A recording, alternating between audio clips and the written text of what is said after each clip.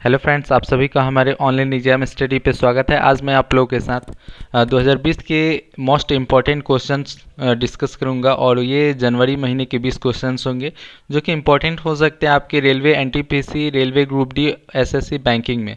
तो देर ना करते हुए चलिए शुरू करते हैं।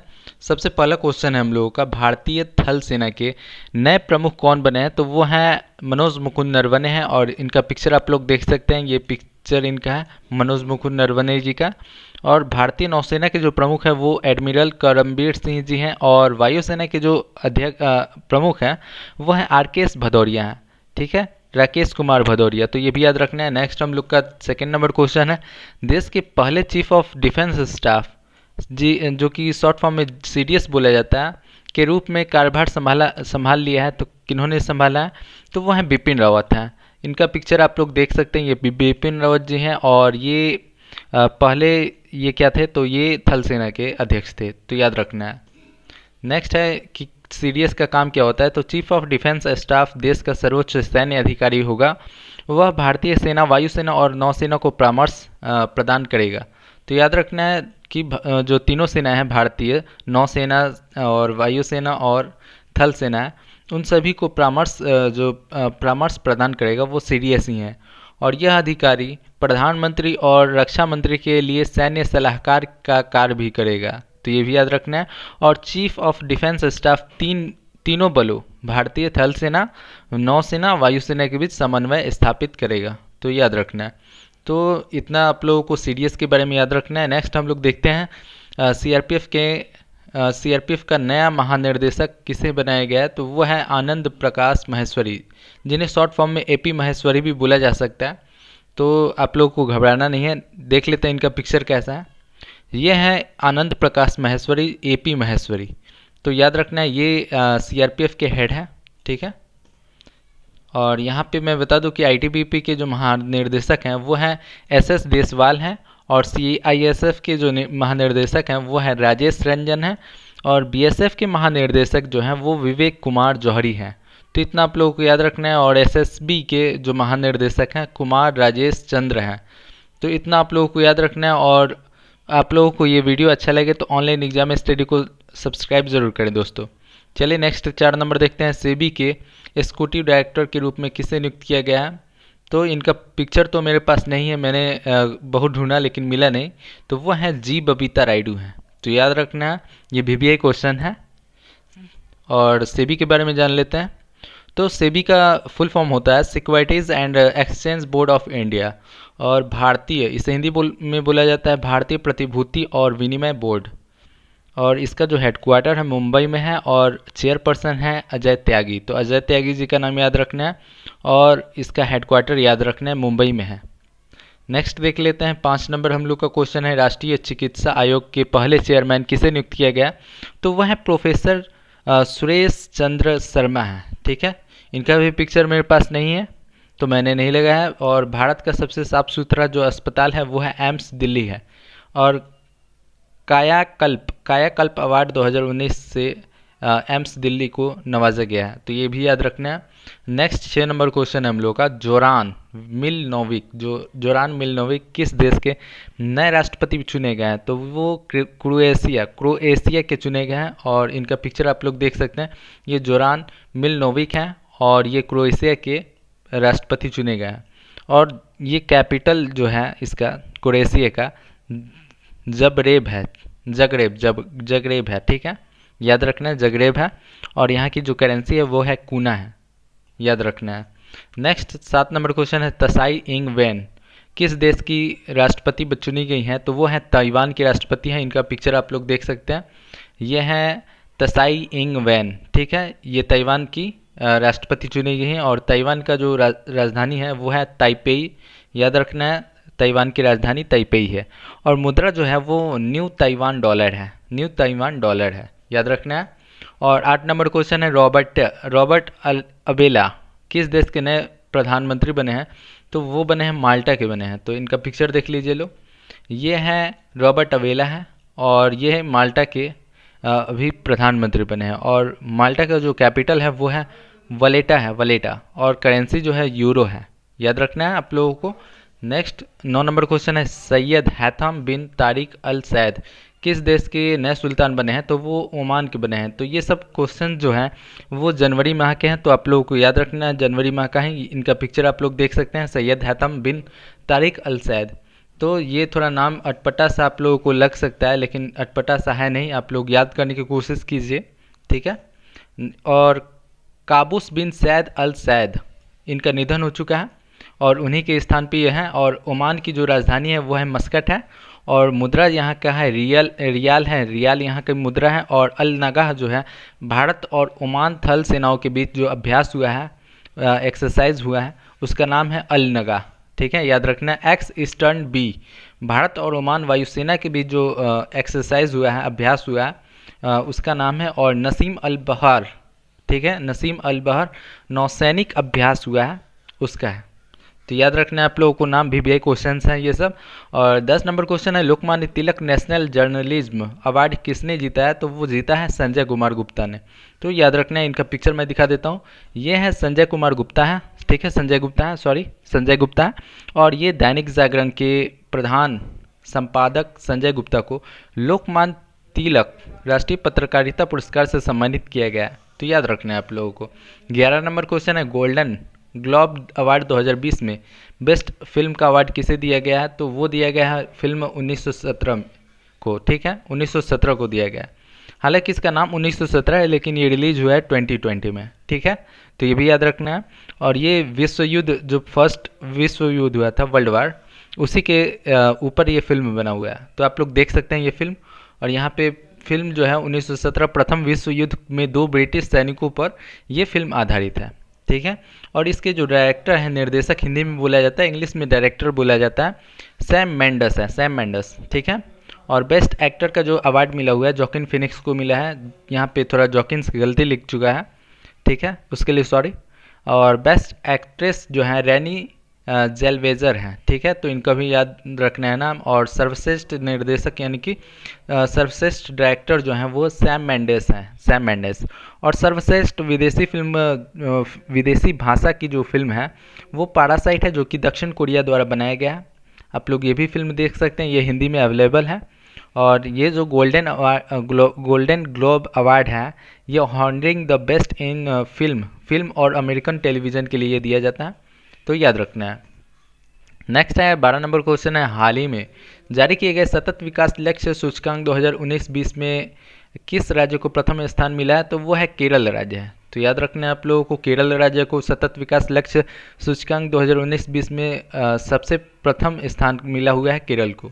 और एसडीएस बोला जाता है, ठीक है, एसडीजी यहाँ पे एसडीजी इंडिया, ठीक है, सतत विकास लक्ष्य सूचकांक का इंग्लिश में मैं इसका फुल फॉर्म नहीं बता सकता, ठीक है, आप लोग सर्च कर लीजिएगा।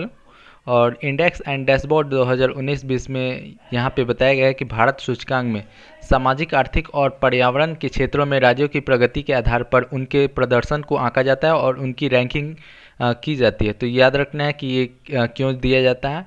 और केंद्र शासित प्रदेश में मैं बता दूं कि चंडीगढ़ जो है सबसे शीर्ष पर है, और बिहार का जो प्रदर्शन है सबसे खराब है। तो याद रखना है, बिहार का प्रदर्शन सबसे खराब है सतत विकास लक्ष्य सूचकांक 2019-20 के अनुसार, ठीक है। और इसको जो जारी करता है वो नीति आयोग है, ठीक है, याद रखना है। और इंडिया इनोवेशन इंडेक्स 2019 में पहले स्थान पर कर्नाटक है, याद रखना है आप लोगों को। और स्कूल एजुकेशन क्वालिटी इंडेक्स में 2019 में ही पहले स्थान पर केरल है, तो याद रखना है। और नेक्स्ट स्वास्थ्य सूचकांक 2019 में पहले स्थान पर कौन है? तो केरल है। और सतत विकास लक्ष्य सूचकांक 2019-20 में भी केरल राज्य प्रथम है, तो इतना याद रखना है। और नीति आयोग के बारे में देख लेते हैं। तो नीति का फुल फॉर्म होता है national institution for transforming India. तो याद रखना है, national institution for transforming India, याद रखना है। इसका फॉर्म हुआ था 1 जनवरी 2015 को इसका गठन किया गया था। और इसका हेडक्वार्टर नई दिल्ली में है। और इसके जो चेयरपर्सन होते हैं, अध्यक्ष होते हैं, वो नरेंद्र मोदी है, ठीक है, याद रखना है। वाइस प्रेसिडेंट चेयरपर्सन जो है वो राजीव कुमार है। और इसके सीईओ हैं अमिताभ कांत, ठीक है, याद रखना है आप लोगों को। और नेक्स्ट 13 नंबर क्वेश्चन देखते हैं। स्वच्छ सर्वेक्षण रिपोर्ट 2020 के अनुसार भारत का सबसे स्वच्छ मतलब साफ शहर कौन सा है, तो वो है इंदौर है। तो इतना याद रखना है। इंदौर कहाँ पे है, तो मध्य प्रदेश में स्थित है। और स्वच्छ सर्वेक्षण ग्रामीण 2019 में तमिलनाडु जो है वो क्लीन स्टेट में है, ठीक है। और पेड्डापलाई जो कि क्लीन डिस्ट्रिक्ट है तेलंगाना का है, ये भी याद रखना है। रेलवे के स्वच्छता सर्वेक्षण 2019 के अनुसार जयपुर रेलवे स्टेशन सबसे साफ सुथरा रेलवे स्टेशन है, ठीक है। इतने बात आप लोगों को याद रखना है। 14 नंबर क्वेश्चन देखते हैं। NHRSC द्वारा जारी रिपोर्ट के अनुसार रोगी देखभाल के मामले में नंबर 1 राज्य कौन सा है, तो वह है जम्मू एंड कश्मीर। तो NHRSC का फुल फॉर्म होता है national health systems resource centre होता है, ठीक है। इसके अनुसार जम्मू कश्मीर रोगियों के देखभाल के मामले में नंबर 1 राज्य बना हुआ है। और 15 नंबर क्वेश्चन है। इंडियाज़ एनर्जी पॉलिसी रिपोर्ट किस संस्थान ने जारी किया है, तो वह है अंतर्राष्ट्रीय ऊर्जा एजेंसी है। और यहाँ पे आप लोग देख सकते हैं ये हम लोग का इंडिया है और ये रिपोर्ट जारी हुआ है, ठीक है। और ये जनवरी माह का ही है, तो याद रखना है आप लोगों को कि जनवरी माह में ही ये इंडेक्स आया हुआ था, ठीक है, रिपोर्ट आई हुई थी। और इसका हेडक्वार्टर पेरिस फ्रांस में है। और कुछ फुल फॉर्म्स हैं जो कि मैं बता देता हूँ। IAEA का फुल फॉर्म होता है इंटरनेशनल एटॉमिक एनर्जी एजेंसी होता है। और IRENA का फुल फॉर्म होता है इंटरनेशनल रिन्यूएबल एनर्जी एजेंसी होता है, ठीक है। और IEA का फुल फॉर्म होता है इंटरनेशनल एनर्जी एजेंसी होता है। तो इसके बारे में देख लेते हैं। ये 2020 के मध्य तक भारत की तेल की मांग चीन से भी ज़्यादा हो जाएगी। और इस रिपोर्ट के मुताबिक चीन और अमेरिका के बाद भारत तेल का तीसरा सबसे बड़ा उपभोक्ता देश है, ठीक है। और भारत अपनी आवश्यकता का 80% तेल आयात करता है। आयात मतलब कि 80% जो तेल होता है वो बाहर से मंगाता है, ठीक है। निर्यात मतलब भेजा जाता है, एक्सपोर्ट किया जाता है। लेकिन यहाँ पे 80% जो तेल है वो इंपोर्ट करता है, ठीक है, याद रखना है आप लोगों को। और विश्व का चौथा सबसे बड़ा तेल शोधक देश भारत बन चुका है। तो ये आप लोग को हो सकता है क्वेश्चन ना पूछे, ठीक है। इसे आप लोग VVI ना समझे, क्योंकि कोरोना वायरस के कारण सब जो कि इकोनॉमी है इधर से उधर हो चुकी है। तो हो सकता है कुछ गड़बड़ी इस क्वेश्चन में हो सकता है, तो इस क्वेश्चन को आप लोग हटा दें, ठीक है। ये important very very important question है। 16 नंबर। हैंडले पासपोर्ट इंडेक्स 2020 में भारतीय पासपोर्ट की रैंक क्या है, तो वो है 84 है। 84वां नंबर पे है हम लोग का भारत, यहाँ पे याद रखना है। और साउथ एशियन रैंकिंग्स, ठीक है। तो यहाँ पे मैं बता दूँ कि मालदीव का 61 है, इंडिया का 84 है, और भूटान का 89 है, श्रीलंका का 97 है, और बांग्लादेश का 98 है, नेपाल का 101 है, 101 है। और पाकिस्तान जो है वो 104 नंबर पे है। और सबसे जो पीछे है, सबसे लास्ट में है अफ़गानिस्तान है, जो कि 107 नंबर पे है, ठीक है, याद रखिएगा। और दुनिया का सबसे पावरफुल पासपोर्ट जो है वो जापान का है। अगर जापान के किसी पर्सन के पास पासपोर्ट है तो वो 191 देश में जा सकता है, बिना वीज़ा फ्री एक्सेस कर सकता है, ठीक है। और भारत वर्तमान में 58 देशों को वीज़ा फ्री एक्सेस सुविधा देता है, याद रखने आप लोगों को 58 देशों को देता है। और दुनिया के सबसे फीसदी पासपोर्ट जो है, दुनिया का सबसे फीसदी पासपोर्ट वो अफगानिस्तान का है, तो ये भी याद रखना है। VVI क्वेश्चन है। नेक्स्ट 17 नंबर देख लेते हैं। ISSF की वार्षिक रैंकिंग में कौन सा देश शूटिंग में नंबर 1 स्थान पर आया है, तो वो है भारत है, तो याद रखना है भारत है। यहाँ पे देख लेते हैं। ISSF का फुल फॉर्म होता है इंटरनेशनल शूटिंग स्पोर्ट फेडरेशन होता है, और हेडक्वार्टर है इसका मुनिच, जो कि जर्मनी में स्थित है। और इसके प्रेसिडेंट हैं व्लादिमीर लिसिन, ठीक है। और नेक्स्ट 18 नंबर क्वेश्चन है। ITTF की ताज़ा रैंकिंग में अंडर 21 पुरुष सिंगल वर्ग में शीर्ष स्थान हासिल किया है, तो वो कौन है, तो वो है मानव ठक्कर है। आप लोग इनका पिक्चर देख सकते हैं, ठीक है। ये मानव ठक्कर जी हैं, ये टेबल टेनिस के प्लेयर हैं। देख लेते हैं। टेबल टेनिस प्लेयर जो हैं वो मानव ठक्कर हैं, और इनके साथ ही हरमीत देसाई जी, सथियान और सौम्य घोष के बाद यह उपलब्धि हासिल करने वाले ठक्कर चौथे भारतीय बन गए हैं। तो याद रखना है ITTF का फुल फॉर्म होता है इंटरनेशनल टेबल टेनिस फेडरेशन होता है। और इसका जो हेडक्वार्टर है लुसेन स्विट्जरलैंड में है। तो याद रखना है। ITTF के अध्यक्ष हैं थॉमस विकॉट, तो ये भी याद रखना है। और भारतीय टेबल टेनिस खिलाड़ी, ये भी क्वेश्चन पूछा जाता है कि नेहा अग्रवाल कौन है, तो वो भारतीय टेबल टेनिस खिलाड़ी हैं। तो यहाँ पे मैं दिखा देता हूँ कि कौन कौन है। तो अंकिता दास है, मनिका बत्रा है, और पौलोमी घटक है, और मौमा दास। तो याद रखना है। सौम्याजीत घोष हैं, और एंथोनी अमलराज हैं, और जी सारथियान है, और अंचत शरत कमल, ये भी याद रखना है। हरमीत देसाई, और लास्ट हम लोग के मानव ठक्कर, तो मैंने बता ही दिया कि मानव ठक्कर है ही। और 19 नंबर क्वेश्चन देख लेते हैं। विश्व भविष्य ऊर्जा शिखर सम्मेलन 2020 किस शहर में हुआ था? तो अबू धाबी में हुआ था, जो कि UAE, ठीक है, यूनाइटेड अरब अमीरात का ये राजधानी है। आप लोगों को याद रखना है।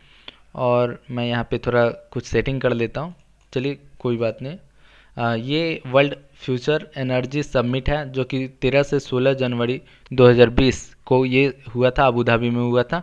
Smart cities expo and form, ठीक है, फोरम। तो ये याद रखना है आप लोगों को। इसका जो थीम था वो थीम इम्पोर्टेंट है, रीथिंकिंग। याद रखना है आप लोगों को, मैं स्लोली बता रहा हूँ। Rethinking global consumption production and investment. तो याद रखना है, rethinking global consumption production and investment. तो याद रखना है। नेक्स्ट है हम लोग का सम्मेलन में ऊर्जा, जल और सौर ऊर्जा, कचरा तथा स्मार्ट सिटीज़ पर चर्चा हुई है। और अबू धाबी संयुक्त अरब अमीरात की राजधानी है, और यहाँ की जो मुद्रा है वो दिरहम है। और यहाँ के जो खलीफा बिन जायद अल नहयान UAE के चौथे राष्ट्रपति हैं। खलीफा बिन जायद अल नहयान, याद रखना है, खलीफा बिन जायद अल नहयान UAE के चौथे राष्ट्रपति हैं। और 20 नंबर और आज का लास्ट क्वेश्चन है। इस वर्ष भारतीय विज्ञान कांग्रेस का 107वां संस्करण किस शहर में आयोजित किया गया है? तो वो है बेंगलुरु में किया गया है। और यहाँ पे देख लेते हैं, इसका थीम है science and technology rural development. तो ये 107वां हुआ है, कहाँ पे मतलब कि सक्सेसफुली हुआ है? तो बेंगलुरु में हुआ है। आप लोग को याद रखना है, 3 से 7 जनवरी 2020 में हुआ है। आप लोग पीछे देख सकते हैं। और भारतीय विज्ञान कांग्रेस सम्मेलन 2020 कृषि विज्ञान विश्वविद्यालय, यहाँ पे कृषि विज्ञान विश्वविद्यालय बेंगलुरु में स्थित है। याद रखना है आप लोगों को। फिर आप लोगों को देखना है कि भारतीय विज्ञान कांग्रेस सम्मेलन 2020 का जो थीम था वो है science and technology rural development. ये डेवलपमेंट थोड़ा गलती हो चुका है, ठीक है। नेक्स्ट हम लोग का हिंदी में मैं बता दूं कि विज्ञान और प्रौद्योगिकी ग्रामीण विकास है, ठीक है। और पाँचवा यहाँ पे मैं दिखा देता हूँ, पाँचवा भारत अंतर्राष्ट्रीय विज्ञान महोत्सव कोलकाता में 2019 में मनाया गया है। आप लोग को याद रखना है। और इसका थीम था राइजन इंडिया। यहाँ पे याद रखना है, Ryzen India research innovation and science empowering the nation. तो इतना आप लोगों को याद रखना है। और अगर ये वीडियो आप लोगों को अच्छा लगता है तो प्लीज़ लाइक करें, शेयर करें, और मेरे चैनल को सब्सक्राइब करें। और भारतीय, यहाँ पे मैं बता दूं कि Indian science Congress association is a premier scientific organization of India. It has membership of more than 30,000 scientists। और इसका जो फाउंडेशन स्थापना हुआ था 1914 में हुआ था, और इसका हेडक्वार्टर कोलकाता में है। तो इतना आप लोग को याद रखना है कि भारतीय विज्ञान कांग्रेस का जो हेडक्वार्टर है, लोकेशन है, वो कोलकाता में है, और 1914 में इसको स्थापित किया गया था। तो इतना आप लोग को याद रखना है। और आज के लिए इतना ही, मिलते हैं अगली वीडियो में। मैं आशा करता हूं कि आप लोग सभी लोग अच्छे होंगे और अच्छे से रहें, और मेरे चैनल को सब्सक्राइब करें, और नीचे जो बेल आइकन होगा उसे ज़रूर प्रेस करें। और इसका PDF जो है वो मेरे टेलीग्राम चैनल पे ही आप लोग को मिल पाएगा, और चैनल का लिंक मैंने यहाँ पे दे दिया है। अगर लिंक नहीं आप लोग ओपन कर पा रहे हैं तो यहाँ पे केवल आप लोग लिख दीजिएगा ऑनलाइन एग्जाम स्टडी ऑफिशियल, तो उसी ग्रुप को ज्वाइन करना है जिसमें ये लोगो लगा हुआ है, ठीक है। तो मिलते हैं अगले वीडियो में। आज के लिए बस इतना ही। Thank you, good bye.